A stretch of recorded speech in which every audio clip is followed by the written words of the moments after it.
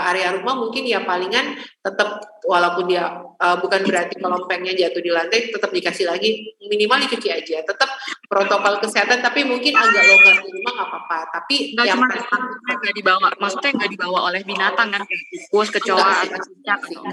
kalau sekarang tidak ada laporan bahwa si adenovirus itu dibawa vektor oleh hewan atau apa, belum ada.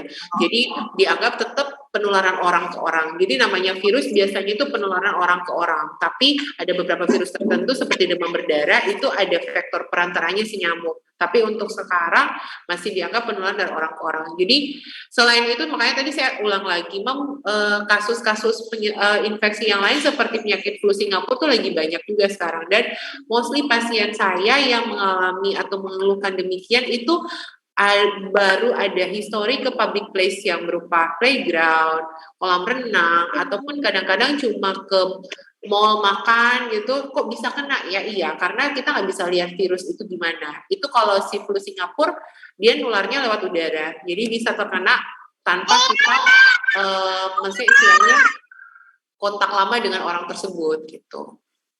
Oke, terima kasih dokter. Iya, sama-sama Mas. Terima kasih. Ya, terima kasih. Oke, terima kasih Bu Natali sudah bertanya dan sudah terjawab ya Ibu ya.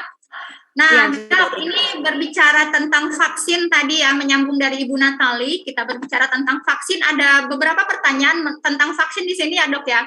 Yang pertama itu di kolom komentar, bagi dokter, apakah anak yang sudah lengkap vaksin perlu pengulangan vaksin lagi? Dan saya lanjutkan saja ya sama dengan pertanyaan yang kedua itu, jika memang sudah vaksin hepatitis, apakah dapat mencegah dan membentuk daya tahan tubuh terhadap anak? Seperti itu dok. Mungkin boleh dijawab langsung ya dok ya. Oke, terima kasih. Pertama saya jawab dulu ya buat Mama Ratna ya, Ibu Ratna. Apakah yang sudah lengkap vaksin perlu pengulangan vaksin? Oke, dalam kondisi ini mungkin tergantung dari usianya ya. Lengkap vaksin ada namanya vaksin awal dan vaksin booster. Jadi misalnya dia dapat vaksin awal itu sampai dosisnya harus 3 kali baru dinyatakan lengkap. Tapi akan ada vaksin pengulangan atau booster di rentan waktu sesudahnya. Tujuannya adalah untuk mengaktifkan kembali vaksin yang udah ada di dalam tubuh kita. Jadi mungkin lebih jelasnya kalau Mama Ratna bisa menyebutkan usia anaknya ya, biar nanti maksudnya lebih diarahkan lagi. Mungkin nanti akan perlu konsultasi lagi vaksin yang lengkap itu apakah benar-benar sudah lengkap, tinggal di booster aja. Nah nanti kan boosternya seperti DPT itu akan booster pada usia 5-7 tahun, terus nanti campak akan ada booster pada usia 10 tahun. Jadi ada beberapa fase di mana vaksin itu perlu pengulangan. Dan ada vaksin-vaksin lainnya yang perlu kita pantau juga, misalnya influenza yang harus diberikan setahun sekali. Nah, berarti kan dalam kurun waktu tertentu tetap vaksin itu perlu diberikan lagi gitu. Kalau saya lanjut pertanyaan kedua ya, Miss ya. Apakah boleh silakan dok langsung dilanjutkan menjawab dengan pertanyaan yang kedua. Ya, dari Bapak ya ini Edi Suhanto, apakah dengan vaksin hepatitis dapat mencegah atau membentuk daya tahan tubuh terhadap penyakit hepatitis? Kalau untuk penyakit hepatitis pada umumnya ya, bukan kita bicara yang hari ini ya tentang viral hepatitis, yaitu yang penyakit hepatitis A, B, C, D, dan E yang paling bisa dimasukkan ke vaksin imunisasi dasar anak itu adalah hepatitis A dan B. Iya, kalau untuk vaksin hepatitis A dia akan melindungi dari virus hepatitis A, demikian juga vaksin hepatitis B akan melindungi dari virus hepatitis B. Biasanya pada anak-anak baru lahir langsung diberikan vaksin hepatitis B, dan nanti akan ada pengulangan sampai 5 kali untuk vaksin hepatitis B sendiri sampai jadi 4 kali itu adalah wajib dan yang kelima itu dinamakan booster. Dan selanjutnya nanti pada saat dia usia 1 tahun, 2 tahun bisa diberikan vaksin hepatitis A. Nah tujuannya adalah untuk melindungi anak tersebut dari virus hepatitis A. Bukan berarti pasti tidak akan kena hepatitis A, tapi setidaknya ada antibodi dari tubuh dia. Jadi begitu dia terkena virus hepatitis A secara tidak langsung, antibodi itu akan melindungi dia. Tapi tidak menutup kemungkinan kalaupun dia terinfeksi akut, misalnya ada orang serumah dinyatakan hepatitis dan dia sudah mendapatkan vaksin, akan kita berikan vaksin inisial lagi, vaksin booster di saat orang rumah itu dinyatakan memang terkena hepatitis, dan pada saat pemeriksaan antibodi dari anak tersebut, antibodinya dalam kondisi yang rendah. Jadi perlu istilahnya kita booster lagi. Tapi itu just in case ada orang serumah atau kerabat dekat yang tinggal satu rumah yang dinyatakan positif hepatitis. Jadi pasti satu rumahnya itu bakalan disuruh booster lagi. Oke. Apakah terjawab Pak Edi ya untuk pertanyaannya? Iya, udah. Ya. Terjawab. Terima kasih, Dok. Baik, saya akan lanjut ke pertanyaan yang selanjutnya, yaitu pertanyaan dari Ibu Ratna, Ibu Ratnatan. Oh, yang tadi ya. Ya, Dok, ini yang usia anaknya 11 tahun, Dok. Apakah perlu booster lagi? Anak saya sudah vaksin hepatitis A dan B. Seperti itu, Dok. Mungkin boleh. Kalau untuk hepatitis A dan B untuk 11 tahun harusnya tidak perlu di booster lagi ya, kecuali memang yang saya tadi bilang di lingkungan rumahnya atau orang terdekatnya memang dinyatakan lagi infeksi aktif hepatitis A atau B. Nah, itu perlu dilakukan booster. Tapi selama tidak ada masalah, cuma untuk melindungi dari hepatitis ini yang tadi sudah saya jelaskan, bukan varian hepatitisnya ya, tapi karena mengenai organ livernya yang sama dengan hepatitis juga mengenai organ livernya, maka dinamakan hepatitis akut. Tetapi bukan hepatitis A, B, C, atau D, atau E yang selama ini dipikirkan kalau hepatitis akut itu udah pasti si hepatitis A sampai E itu, enggak.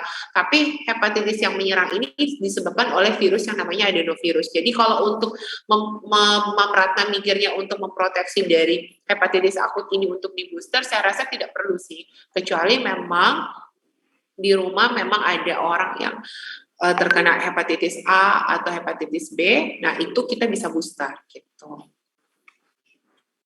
Oke, thank you, Dok atas jawabannya. Dan Bapak Ibu, kita sekarang masih memiliki waktu untuk sesi tanya jawab. Mungkin Bapak Ibu yang ingin bertanya kepada dokternya, mumpung ini ada kesempatan ya, jarang-jarang bisa ketemu dokter spesialis anak dan bisa menanyakan secara langsung. Bapak Ibu boleh menanyakan secara langsung atau melalui kolom komentar, kolom chat yang ada di Zoom ini. Saya persilahkan Bapak Ibu yang masih ingin bertanya. Ada lagi mungkin kalau boleh tahu dari Kanaan Global School, parents yang ikut seminar pada pagi hari ini mungkin ingin bertanya, boleh langsung menanyakan langsung kepada Dr. Elanda ya. Kita kasih kesempatannya untuk bertanya.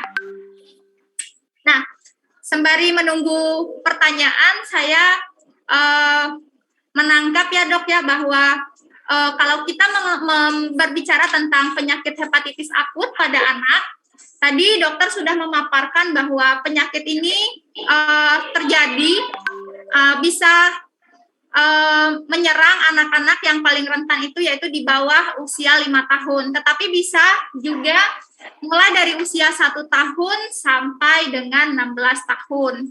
Dan untuk tanda dan gejalanya apa saja itu kan bisa menyerang pencernaan ya, sistem pencernaan dan juga sistem pernapasan. Tanda-tanda dari penyakit ini sendiri seperti mual, muntah, diare, matanya kuning, bahkan BAB, mungkin BAB yang pucat, atau mungkin juga ada demamnya. Oke Bapak Ibu, kalau masih ada pertanyaan, saya persilahkan untuk bertanya.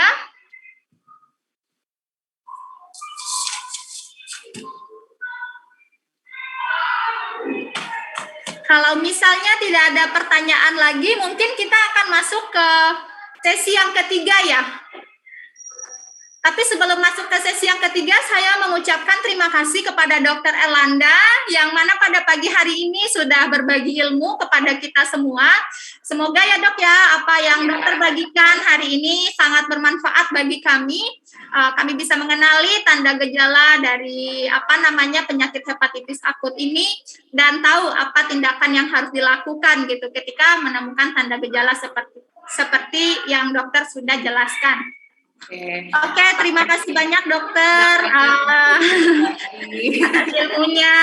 Ya. Baik, kita akan masuk ke sesi yang ketiga, yaitu sesi di mana dari Rumah Sakit Ciputra Hospital akan memberikan voucher MCU, yaitu diskonnya lumayan ya, bisa screening hepatitis.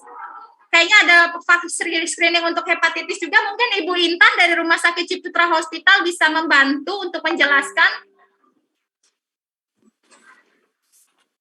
Ya, halo. Ya, silakan Ibu Intan. Terima kasih Miss Sekar. Di sini kita akan melihat ada promo paket Ciputra Hospital khusus peserta webinar. Next. Ya, di sini ada paket MCU Sehat dan MCU Prima.